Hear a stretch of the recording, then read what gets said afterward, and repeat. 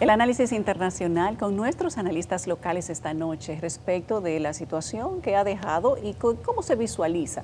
Bueno, pues los éxitos de la visita del señor Marcos Rubio en República Dominicana lo hacen esta noche Pascal Peña y Julio Monteverde, legalistas, abogados, analistas internacionales, politólogos, sociólogos, ¿verdad, Monteverde? Buenas noches a los dos, ¿cómo están? Muy bien, muy bien. Muy buenas noches, Yulisa. ¿Cómo vieron las palabras del señor Marcos Rubio y las respuestas que dio a la prensa? ¿Era exactamente lo que se esperaba por la personalidad, por la política, por la línea que traen? ¿O hubo alguna sorpresa de parte de ustedes? En cuanto a la oratoria, creo que no hubo mayor sorpresa. Siempre hemos visto la oratoria del secretario Marcos Rubio muy parca, muy firme, muy simple, ¿no? Muy simplista. Y eso fue lo que reflejó también en su paso por los 5 países, porque realmente la gira finaliza acá, pero ya ha tenido una participación importante a nivel de la región. Por supuesto que República Dominicana no podía hacer recepción, República Dominicana no podría salir de esa lista porque hay muchos intereses, sobre todo ese marcado final de incautar el avión, que era como el punto final. Fue como un pellizquito que le iban a dar Maduro, sí, ¿verdad? Sí, era como aclarar un poco ese revuelo que se armó a ver, se reunieron, se tomaron fotos, sonrieron. Sí, porque hubo confusión. Sí, pero bueno, sí, sonreímos, nos tomamos fotos, pero nuestra postura sigue igual. Y eso fue lo que esa guinda que le pusieron al pastel cuando incautaron el avión. Yo creo que los temas son los mismos que habíamos pensado. Bueno, y creo que ellos habían dicho también. Exactamente, Sí. y la postura, más que tal vez de un secretario de Estado, un canciller, creo que se le ha dado un trato de amigo a la República Dominicana. Me parece que tal como se esperaba, ya hemos dicho anteriormente, Marco Rubio es un amigo de diversos funcionarios de manera personal en el país, tiene además relaciones con América Latina a través de su familia.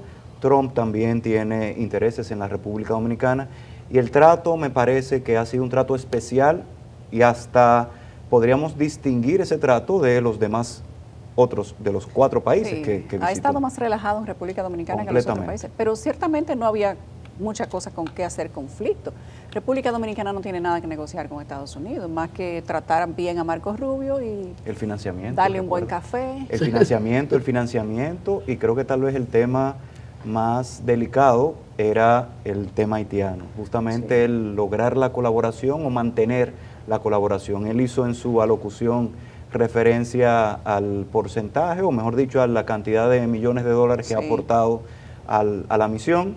Bueno, y lo que acaba de dar, dice que acaba de firmar una autorización de $40 millones. Sí, más. y una especie como de waiver. Él dijo que lo había firmado hace unos días. Me parece que él está bastante claro con que República Dominicana necesita ayuda. Él fue muy enfático y ha apoyado al país en ese tema, de que este no es un tema de República Dominicana, es imposible, de que República Dominicana no va a ser un receptor. Esto es importante, Eso receptor creo que fue lo más importante que dijo. Completamente, un receptor de inmigrantes ilegales, como si lo ha pedido a otros países. No, y cómo se lo han ofrecido a él, porque El Salvador fue, por supuesto, digamos que complaciente, y le dijo, no, pero yo les recibo los presos por aquí, parce, por una cuotica fija. Claro. Sí, es una negociación como muy bien sabe hacerlo Nayib Bukele. Definitivamente esta primera visita fue una tocada de puerta, ¿no? Como que, ok, aquí estamos los nuevos. Una presentación de vecinos. Exactamente, aquí estamos, ¿cómo están? Mira, vamos a revisar ciertas cosas, vamos a tocar ciertos puntos álgidos que indefectiblemente no podían pasar por debajo de la mesa. El conflicto haitiano, como dice Pascal, era importante que se tomara en cuenta. Adicional, había que tomar en cuenta temas generales, economía, seguridad.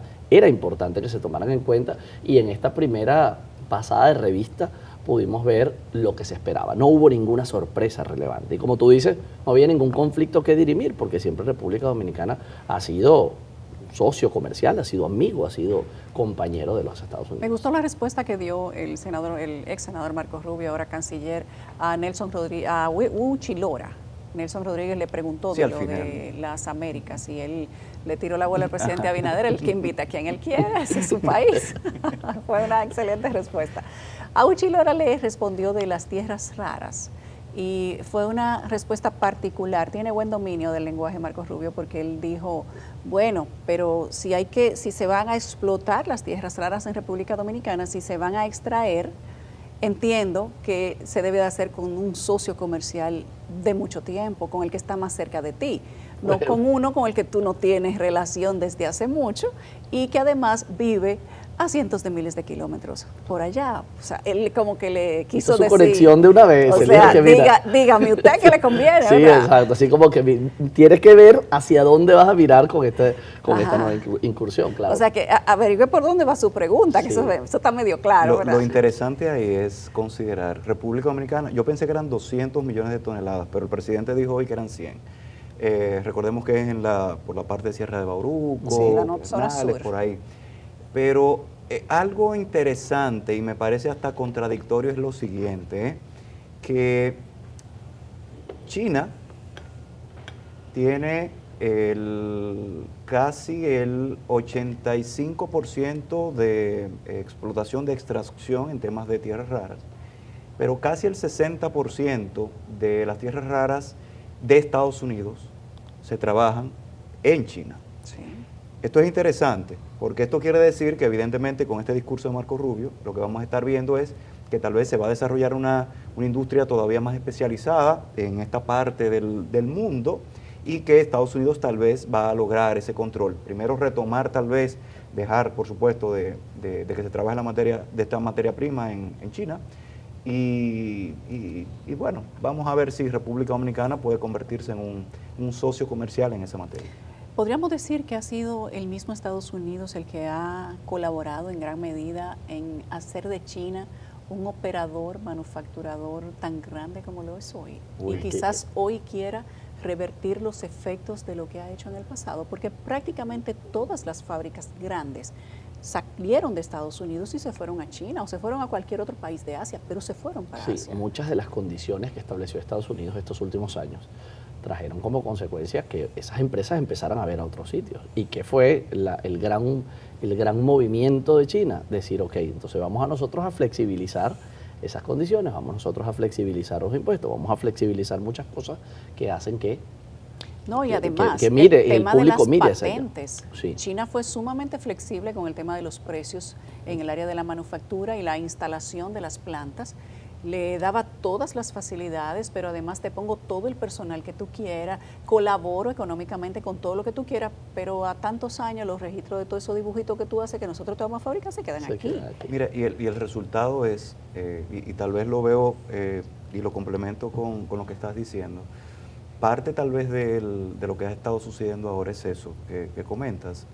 Estados Unidos tuvo un rol, lo que ha llamado Trump, un rol pasivo, tímido en múltiples temas, y esa es la razón por la que esas inversiones a las que tú haces referencia, que nacen de patentes y otras, también se visualizaran en otras industrias. Solamente hablar del Canal de Panamá, tema conflictivo Sí. que ya se logró el control, pero Más o menos. uno de los puertos, los dos puertos más importantes en el Pacífico y en el Atlántico, Balboa y Cristóbal, son de empresas, bueno, su sede está en Inglaterra, pero sus socios principales Son de Hong Kong, son de sí. Hong Kong. Y esto, evidentemente, para ellos, para hablar de Estados Unidos, representa un Usted riesgo. puede tener una oficina donde usted quiera, Sí. pero si usted es chino, usted es chino. Sí. Claro, Claro. no, y no solo eso, sino que la preocupación es por el manejo de información. Ahora, pero aquí hay una pregunta interesante, porque pareciera, Estados Unidos hace ver que como que si ser chino o invertir con China o hacer negocio con China fuera un pecado, o fuera un delito comercial, o fuera quizás una alta traición. Y así es como cuando no se explican bien las cosas o el origen de las cosas, la gente pudiera percibirlo.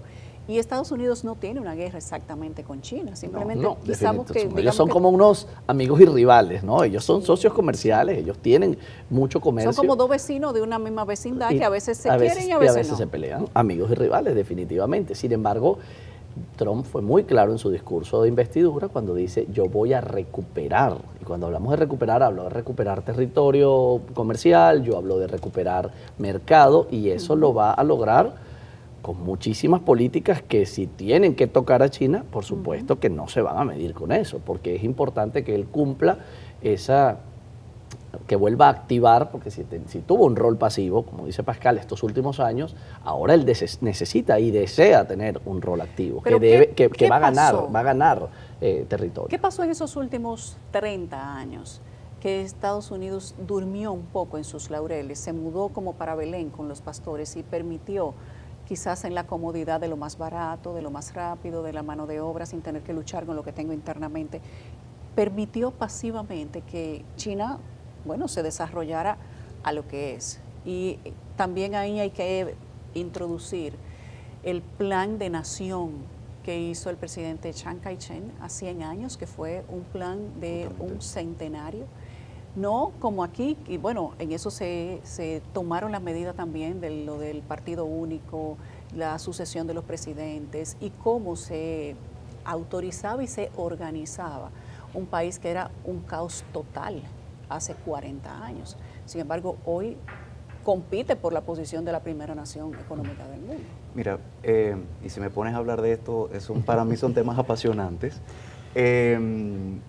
Yo lo voy a hacer bien breve. Además de este plan de 100 años, los últimos 30, 40 años, recuerden que China se abrió a la economía. Un país comunista con un único partido se fue abriendo al libre comercio. Sí. Al abrirse al libre comercio, y yo creo que eso fue lo que sucedió, me parece que de este lado del mundo no estábamos tal vez atentos o preparados a la gran influencia que iba a tener y sobre todo, que para mí es lo más importante, la capacidad económica de financiar, tú lo decías ahorita, de financiar proyectos, ayudas, de generar tal vez esta influencia a partir justamente de las carencias y necesidades que existían, que existen todavía en este lado del mundo. Y Estados Unidos, por el contrario, pues tal vez fue cediendo espacios. Trump critica que Carter cedió el canal de Panamá. Yo desde una perspectiva objetiva no lo critico. Me parece que luego de tener el control por tantos años y siempre garantizando esa neutralidad que fue pues establecida en un tratado, yo creo que era válido que un país como Panamá la tuviera. Bueno, Ahora, la historia se juzga en su contexto también. ¿Cuál era la situación política y hacerlo económica que tenía el retroactivamente presidente Carter? Exacto. Y que definitivamente es una jugada política que va a ser, que es indetenible. O sea, es una jugada política que en ese momento, en ese contexto histórico, era válida y en ese momento histórico daba beneficios. Ahora, bueno, habrá que recoger, pero es una dinámica que no para, que no se detiene. ¿Qué sigue? Pascal, Julio, ¿qué es lo siguiente? Ya el señor Marco Rubio hizo su primera gira por América Latina, digamos que por los países donde entendía que tenía que hacer presencia y dar un manotazo en la mesa, exceptuando República Dominicana, que como es un país tan bonito... Tenía que pasar la mano, el sencillo. Sí, venir como que pasando la manita. Sí, sí, a pero estrecharnos siento la que él fue... y a darnos un apoyo con el tema de Haití Sí, también, sí. porque Fijar una postura. Hay que reconocer que el gobierno demócrata Biden-Harris abandonó mucho a la República Dominicana. Sí. Y decir otra cosa es desconocer la realidad.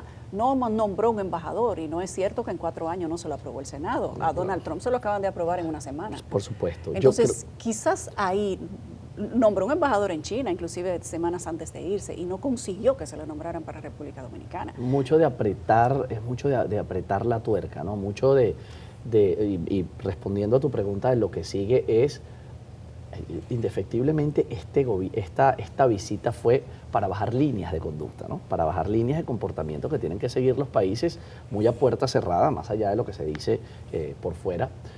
Muy a puerta cerrada se habla de esto es lo que va a trazar el camino de ahora en adelante. Y, por supuesto, esa función del secretario de Estado va a continuar. Primero fue Latinoamérica, era la respuesta obvia, ¿no? Era el paso obvio, primero Latinoamérica. ¿Por qué Latinoamérica? Primero, siendo Marco Rubio latinoamericano, había una postura que fijar. Siendo por espacio, por temas geográficos, era mucho más cerca, mucho más rápido, mucho más cómodo hacerlo y empezar de ya. Fíjate que el gobierno de Trump ha sido dinámico no, lo siguiente, o sea, eso es, el primer día firmó no sé cuánto. Yo le digo que él es el sheriff del mundo. Pero vamos a empezar a arreglar esto, y es que en menos de un mes ya él ha tenido, o sea, no ha cumplido el mes de su investidura. Tiene 3 semanas y media y parece que tiene 3 años. Pero es que ha hecho de todo y en todos los sectores. Sí. Y una gran demostración que fue, bueno, número uno, nominar a Marco Rubio, y número dos, ahora decir, bueno, es tu momento para ser mi voz, ser mis manos, estrechar de parte de los Estados Unidos, estrechar las manos con los países con los que queremos los principales acuerdos en la región. Y eso y eso es lo que va a seguir pasando, por lo menos en estos próximos 3 meses. Donald Trump firmó el día de ayer un decreto, una orden ejecutiva, como ellos le dicen a los decretos, sumamente interesante. Había sido una promesa de campaña y me parece por los videos que le dio mucho gusto firmarlo. Ojalá Erika tenga ahí el video de Trump firmando la orden ejecutiva en el tema de los deportes femeninos. Dijo, no quiero hombres nadando compitiendo con mujeres. Eso se acabó.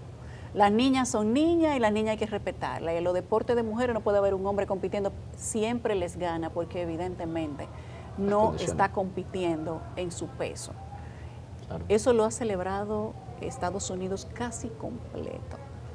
Sin embargo, aunque pudo haberlo hecho, digamos que antes, en la torre de órdenes ejecutivas que firmó en sus primeras 24 horas, que fueron 100 decretos, lo firmó ahora, 3 semanas después, pero ha tenido el mismo efecto. ¿Por qué esto cae de una manera tan, digamos que tan fuerte? ¿Por qué genera tanto ruido y aplausos, menos en la comunidad LGBT, por supuesto? Precisamente porque, como decías, ha sido una de sus promesas de campaña, generar esa división y eliminar esa promoción de ideología de género, de tema de transgénero, entre otras cuestiones. Y aquí voy a aprovechar con la pregunta que hacías ahorita, ¿qué esperar? Yo creo que esperar es justamente eso. Nosotros vamos a ver una clara separación, lo cual puede ser muy peligroso porque puede generar polarización en diversos sectores con diversos temas. Vamos a ver que precisamente por eso USAID ha sido tan criticado, aún con muchas actividades muy positivas. Se entendía que estaba financiando este tipo de actividades. Nosotros vamos a ver un Estados Unidos que al mismo tiempo sigue mostrando los músculos en una lucha tal vez de macho alfa con el otro lado del mundo, y quiero ahí resaltar que me parece que lo que está haciendo el presidente es eso, el presidente Trump es eso, es utilizar estos temas como parte de una política geoestratégica para controlar tal vez el discurso de Europa y China con respecto a sus productos. Eso es muy importante, porque él dice y ha dicho, Unión Europea no permite que mis productos entren, pero nosotros sí permitimos que, entonces, o nos sentamos a hablar o no. Entonces, o jugamos todos, rompemos la baraja. Y esa jugada que mencionas, que es un movimiento geopolítico definitivamente, era un movimiento que tenía que hacer para despertar, para llamar la atención y decirle a otros países como Argentina, por ejemplo, que estaba esperando esa jugada, decir, ok, ya te estoy apoyando. Ya Argentina lo hizo también. Sí, bueno, Argentina salió ayer ya de la OMC. Se mantienen en la OPS porque tienen proyectos financiados, pero ya salió. En la OMS sí, pero también de la Organización de los Derechos Humanos. Sí, también. Sí, pero es que claro, era que estaban esperando como que esa orden, firmar ese decreto fue como decir, ok, ya tienen permiso para. Pero en esa suerte como de papá que está jugando Donald Trump. El sheriff. Ajá. Pero estos pasos van detrás de qué? ¿El orden económico? Donald Trump ha presentado documentos, por ejemplo, en el Acuerdo de París, en el tema climático mundial. Estados Unidos es el que más aporta. Decía 900 millones versus 39 millones, o sea, el número es astronómico en diferencia.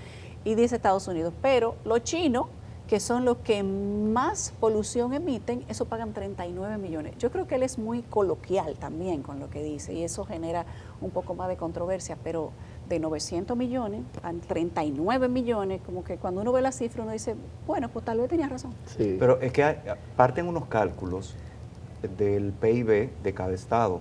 en cada una de estas organizaciones No, internacionales. pero el PIB de China no es para que los 39 millones, no sé si cuadran, No, pero daría un poco más de 39, ¿ah? Con ese aunque PIB. sea unos cuantos centavitos, ¿no? Sí, un poquito más, tal Sí. vez para el menudito. Sí, ¿verdad? el Para la menudito, mente, para la mente, el para la menudito, mente. claro, porque es que definitivamente, no solamente por el tema de proporción, porque que tú me digas que un país, no sé, como un país pequeño, un país como Belice, no da 39 millones, tú dices, está bien, Bueno. pero China debería un poco dimensionar mejor ese Pero yo creo que esa también, moneda. además de la parte económica que preguntabas, yo creo que Estados Unidos al salirse, de retirarse de estas organizaciones internacionales como la de derechos humanos, lo que está es diciendo lo siguiente: yo voy a continuar actuando a nivel internacional como a mí me parezca, y a partir de ahí no va a haber ninguna organización internacional, y eso es importante que nosotros lo entendamos, que me pueda fiscalizar o juzgar. ¿Puede la Organización Internacional de los Derechos Humanos o un organismo internacional establecer consecuencias para un país no miembro? Interesantísima la pregunta. Si no lo acepta, después de haber salido, o si no es parte, no puede hacerlo. Es decir, todo organismo internacional está compuesto por estados. Esos estados son los que aceptan las consecuencias correspondientes. Si Estados Unidos, como en efecto ya no es miembro de estos organismos importantes que pueden fiscalizar, tomar medidas, recomendar o exhortar, no puede hacer nada. Ahora mismo Estados Unidos, tal vez de relevancia, es miembro, por supuesto, de Naciones Unidas dentro del Consejo de Seguridad, pero luego nosotros no tenemos a Estados hasta que Unidos. se sientan maltratados, ya Sí. saben los organismos, si no te manejas por la derecha me salgo y te quito los fondos. Y Eso que sí. es así. Como, Por bueno, como países- pasa con la OTAN, ha sido la amenaza también. Países como Venezuela, bueno. Tal vez no, República Dominicana con el tema haitiano podría pensarlo. Salirse. Sí, pero Yo creo que una creo jugada que no peligrosa. estamos, no, sí, creo que no estamos a ese nivel No, todavía de creo que poderío. y los beneficios. Bueno, lo que pasa ¿no? es que Los República beneficios que Dominicana está representa. sancionada internacionalmente por los temas de apatridia o supuesta apatridia. Apatridia, que vale resaltar, Es falsa. es resultado de las mismas actuaciones que está haciendo Estados Unidos en este mismo Y una muy mala interpretación de la narrativa. Así muy es. mala Y interpretación. escuchando solo una parte. Sí. Gracias a definitivamente. los dos. Gracias a ti. Gracias Dominica. a Pascal Peña y a Julio Monteverde, analistas internacionales, sociólogos y abogados, respectivamente, que nos han venido a acompañar con el análisis de la llegada de Marco Rubio. Esto es simplemente un continuará, Así Por es. porque supuesto. aparentemente esto va a dar noticia como que interdiario. Sí, sí, sí. Gracias a los dos. Tenemos que hacer